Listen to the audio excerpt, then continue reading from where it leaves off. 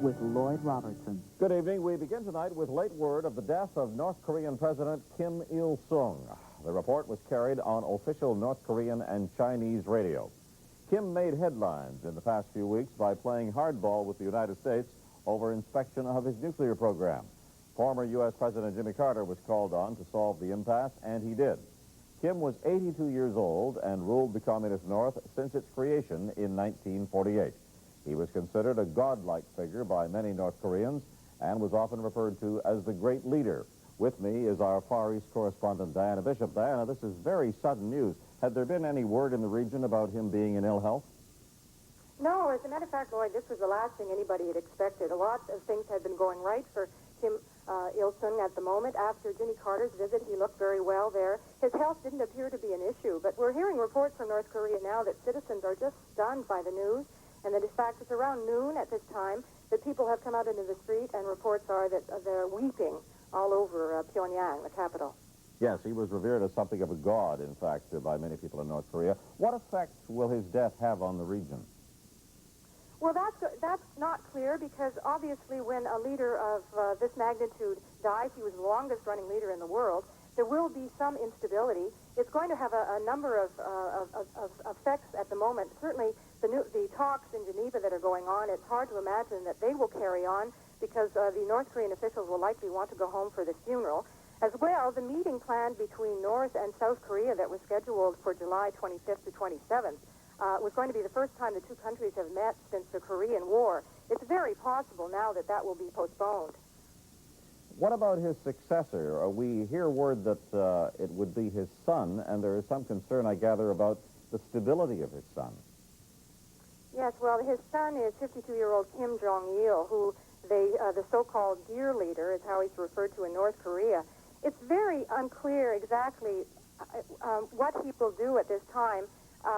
He is someone who rarely appears in public. Very little is known about him. Ideologically, we imagine that he would carry on the work of his father, and that the legitimacy of the regime in North Korea hangs in the balance that Kim Jong-il will take over. But that is not clear at the moment. There are also rumors that... Yeah. Sorry, Diana, I'm ending it there because we're out of time, but we thank you very much for taking the time to talk with us tonight. Well, the guessing game is over the long-running nuclear dispute. He joins us now by telephone from Geneva. Mike, just a few weeks ago, you saw President Kim Il-sung. Are you as surprised as the rest of us seem to be that he took this sudden turn and died so suddenly? He seemed so robust in the videotape we'd seen of him from Pyongyang. I met him 3 times over the course of the last 2 years, Joey, and he always struck me as very healthy and vigorous, alert, very much in control, a very charismatic, decisive figure, although when someone is 82 years old, sudden death is not that surprising, but it does remove a tremendous pillar of stability in a very tense peninsula. Kim Il-sung had been around so long that it's inconceivable, certainly for the people of North Korea, to have to face life without him. Also, in the past few weeks, he had made a concerted effort through his meetings with former President Carter and the diplomatic activity that followed to begin to reach out somewhat to the rest of the world. He expressed to us when we were in Pyongyang in April desire actually to visit the United States, and the signs have been more encouraging in the past couple of weeks that the atmosphere was changing, that North Korea was seeking some greater engagement with the rest of the world. The question now, clearly, is whether or not his successor and son, Kim Jong-il, will pursue these same policies, and whether the consequences, the possible consequences of a thaw with South Korea and movement towards an agreement with the United States on the nuclear issue are now achievable. Mike, North Korea has already announced a 9-day state of mourning for the country. What about the discussions there in Geneva? The representatives from North Korea, will they now be returning to Pyongyang? Has there been any statement made by them there? We just spoke with the North Korean mission in Geneva a few moments ago, and also with the American mission. They say publicly that no final decision has been reached. We expect to know shortly, though, because the two sides are scheduled to meet again in about an hour and a half.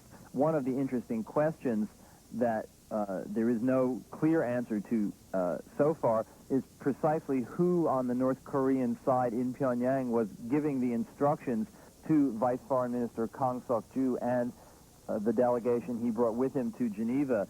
The mood and the tone of the first day of talks on Friday was very positive and constructive. The U.S. side came away with the impression that the North Koreans were trying to be fairly pragmatic in their dealings on the nuclear issue, but there is now considerable uncertainty about who will be making the final decisions, and we'll just have to wait a little while to see whether these talks go ahead or whether the North Korean delegation goes back to Pyongyang for the next period of time.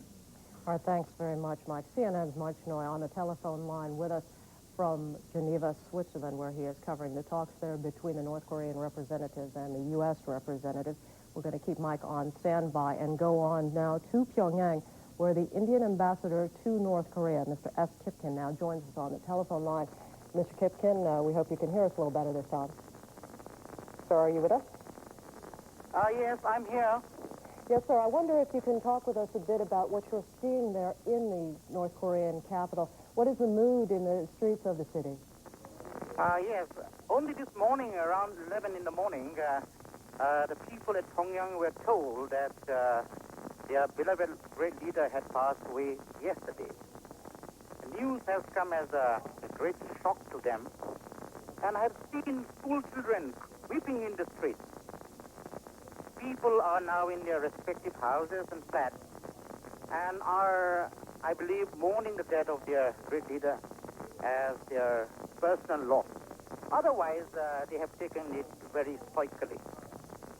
Mr. Kipkin, is there a stopping of work? Are people taking the day now to rest and to consider the passing of their great leader? Beg your pardon, madam, I can't get you. Yes, I'm wondering if there's a stopping of work, if people are now retiring to their homes to consider the passing of the great leader. Are you seeing very many people in the streets? Yes, it has come as a great shock to them, and I think they were really stunned. And I think they're back to their houses, and I am sure they are mourning the passing away of their great leader. Yes, sir. Would there be any parades at this point or anything? Are they No, doing? I don't think so. What we understand from the local media, we haven't been officially informed, the diplomatic corps. But we understand that on the 17th there will be a state funeral.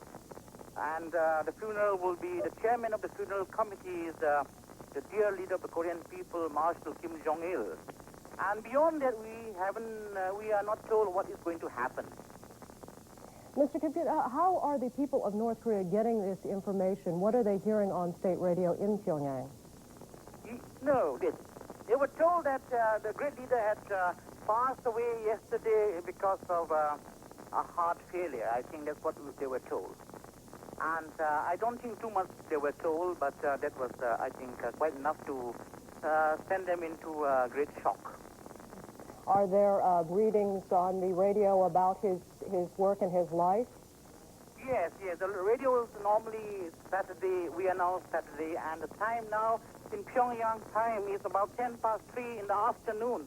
And normally the radio is shut down at 12, but the radio is still going on. The TV is still going on. Not the radio shut down. The TV shuts down at 12, but the TV is still going on with programs about the achievements of the great leader and things like that.